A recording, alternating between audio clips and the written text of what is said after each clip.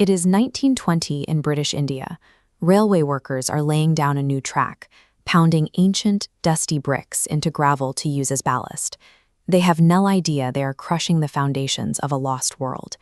When archaeologists John Marshall and R.D. Banerjee eventually investigate the site, they realize the workers are destroying a massive, forgotten society. We know it today as the Indus Valley or Harappan Civilization. It predates the empires of Egypt, and its geographical footprint completely dwarfs Mesopotamia. Humanity had literally paved over an empire of 5 million people, a society operating with technology far superior to its more famous contemporaries. Most ancient empires leave behind towering monuments to kings or sprawling temples for their gods. Harappa is completely silent on that front. The excavations revealed 0 grand palaces and 0 statues of rulers.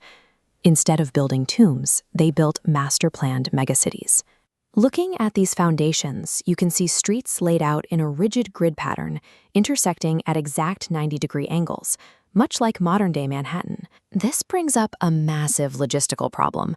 Without a centralized military force or a ruling dictator, how do you keep a network of 5 million people running smoothly?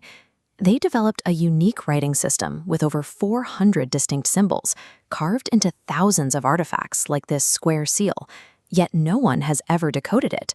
Because the script remains undeciphered, we have no names for their leaders, deities, or historical events. Without royal decrees, they relied on extreme mathematical precision. They used a uniform, standardized system of weights and measures across the entire civilization. A merchant in one city used the exact same scale as a merchant hundreds of miles away. The glue holding this massive society together was absolute trust in a fair, mathematically flawless system of commerce. That deep trust in commerce made the Harappans the premier international traders of the ancient world. They managed a staggeringly complex supply chain spanning over 3,000 kilometers. They imported copper from Oman, tin from Afghanistan, and gold from South India. They were logistically advanced enough to open overseas trade offices. We know this because archaeologists have unearthed Harappan commercial seals all the way in modern-day Iraq. In exchange, they shipped out high-value goods like timber, jewelry, and sesame oil. Notably, they were the very first society to invent and export woven cotton cloth. The bronze dancing girl reveals the artistic sophistication beneath their utilitarian exterior. Her relaxed posture and bangles show a creative confidence matching their technical precision. By 2500 BCE, Harappa was the central node of a trade network that stretched from the Arabian Sea to the mountains of Central Asia.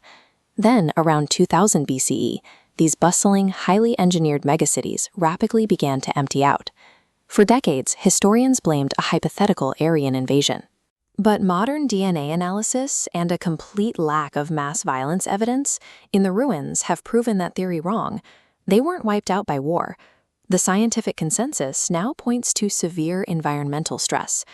Shifting monsoon patterns weakened their agriculture, and the crucial Saraswati River completely dried up. On top of agricultural failure, excavations show signs of catastrophic flooding from the Indus River, and skeletal remains point to an epidemic disease ravaging the weakened population.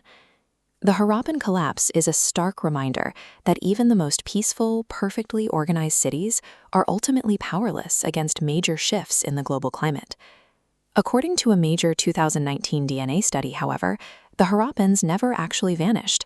When their cities failed, the population simply migrated south and east.